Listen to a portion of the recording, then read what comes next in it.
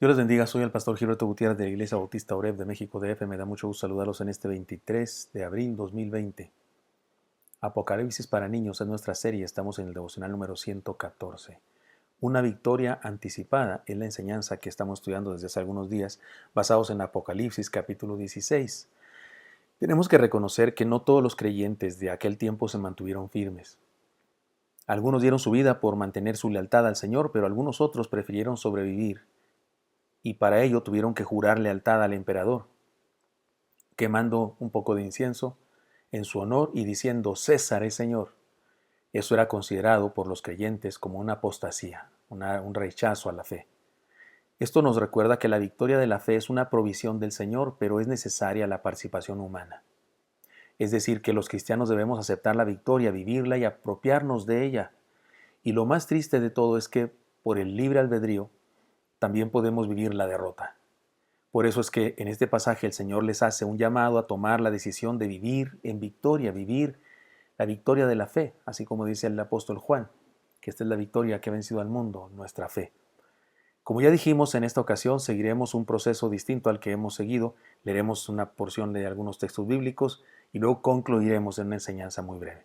Después de las reflexiones anteriores de los días de ayer, antier, estas son las enseñanzas. En esta vida y en este mundo solo hay dos formas de vivir con Cristo o contra Él. No hay términos medios. El que no es conmigo contra mí es, dijo el Señor. Si no estamos con Cristo, somos esclavos de la bestia. Y me refiero al mundo que ejerce un dominio y con sus filosofías, sus ideologías, sus contravalores. Y o estás con Cristo o estás en esa dimensión del mundo. Segunda enseñanza, todo evento natural, social o cósmico tiene lugar en el plan divino. Es decir, no es que Dios provoque cosas malas, pero todo lo que sucede puede usarlo para cumplir sus planes. Y en tercer lugar, aprendimos que algunos seres humanos no se arrepienten ni estando en las mismas puertas del infierno. Y estudiamos un poquito el pecado imperdonable del que habla el Evangelio de Mateo o los Evangelios y que en este pasaje de Apocalipsis se manifiesta claramente. Leamos ahora los siguientes 5 versículos parte por parte y como nos hemos propuesto en este nuevo proceso de estudio, concluyamos en una enseñanza que vamos a encontrar. Versículo 12 dice, el sexto ángel derramó su copa sobre el gran río Éufrates y el agua de éste se secó para que estuviese preparado el camino a los reyes de Oriente. La frontera oriente siempre fue el temor de Roma y su gran debilidad. Este río y esta parte de la frontera de Roma era su gran debilidad. Es muy seguro que es una alusión a esta debilidad y a este desenlace final de derrota del Imperio Romano.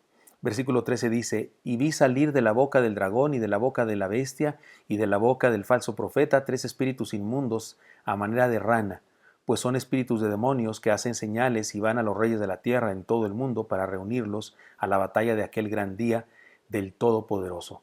La rana, por ser un animal acuático que no tiene escamas, siempre fue considerado inmundo. Para los judíos representa la influencia infernal de la trilogía de la maldad en el mundo.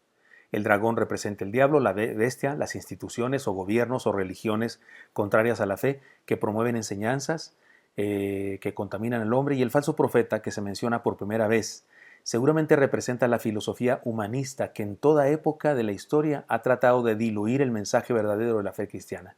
El día de hoy la filosofía la religiosa de la nueva era puede ser muy claramente identificada con este personaje, el falso profeta. Es decir, tiene tintes de fe, tiene tintes de religiosidad, tiene tintes de, se llama falso profeta, pero es falso.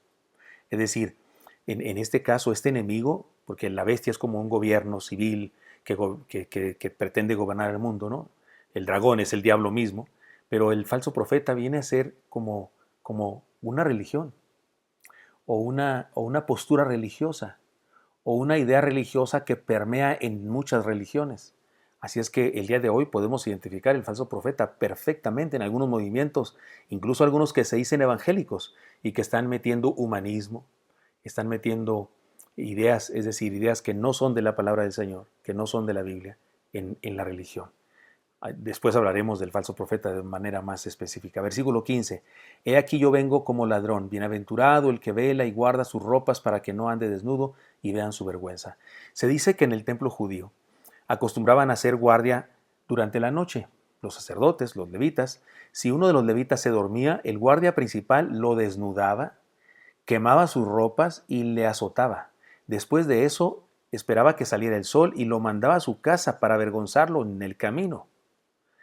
En medio de las calamidades que la humanidad se provoca a sí misma, la Iglesia debe mantenerse firme y sin contaminación para no experimentar ningún tipo de vergüenza. Es decir, aquí la exhortación es cuidado, no te duermas, Iglesia de Cristo, no te duermas. Somos los sacerdotes de la fe, los cristianos todos, ya ahora no solamente los sacerdotes levitas de aquella época, todo cristiano es real sacerdocio, nación santa, dice Pedro que somos todos nosotros, y tengamos cuidado porque luego podemos ser hallados desnudos, ser atrapados en nuestra hipocresía o en nuestra liviandad, etcétera, etcétera. Por eso debemos tener cuidado. La enseñanza entonces es esta.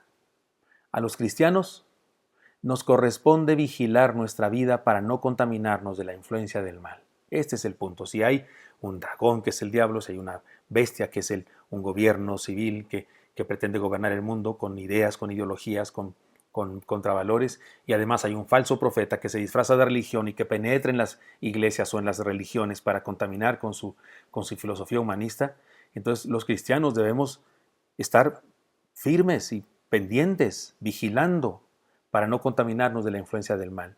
Debemos cuidar nuestras actitudes, nuestros gustos y nuestras relaciones con las ideologías que se nos comunican por medio de la religión, la filosofía, la ciencia, la política. Leamos algunos pasajes del Nuevo Testamento que nos hablan de esto. Por ejemplo, miren lo que dice acá en Gálatas 1, 7 al 9. No que haya otro, sino que hay algunos que os perturban y quieren pervertir el Evangelio de Cristo. Mas si aún nosotros o un ángel del cielo os anunciara otro evangelio diferente del que hemos anunciado, sea anatema. Como antes hemos dicho, también ahora lo repito, si alguno os predica diferente evangelio del que habéis recibido, sea anatema. Oiga, esto es claro. El enemigo se opone a la predicación sencilla del evangelio porque lo hace accesible a todo el mundo. Siempre habrá gente que, queriendo manipular a los demás y adquirir poder, trata de complicar el mensaje para hacerlo exclusivo, para controlar a las masas. Cualquier mensaje que pone trabas a los hombres y les exige algo más que creer y entregarse a Cristo, poniendo antesalas como las obras, objetos santos, fenómenos espirituales o emocionales como lenguas, milagros, liberaciones, tumbadas, risas, ofrendas, asistencia, encuentros, ministraciones especiales, profetas, apóstoles supuestos que tienen ciertos poderes, ha dejado de ser el Evangelio del Señor. Cuidado con eso. Y disculpen, hermanos, algunos me han escrito y me dicen que por qué arremeto contra algunas posturas del mundo evangélico. Perdónenme, aquí lo dice. No que haya otro evangelio, pero si alguien viene y les dice otro evangelio, y discúlpenme, pero algunas de las cosas que están en la televisión, por ejemplo, algunas de las ideas religiosas que se predican en la televisión, en un canal que se dice cristiano, no son el evangelio. No tienen nada que ver con el evangelio. Y debemos tener cuidado entonces. Debemos predicar el evangelio sencillo de Jesucristo sin contaminación.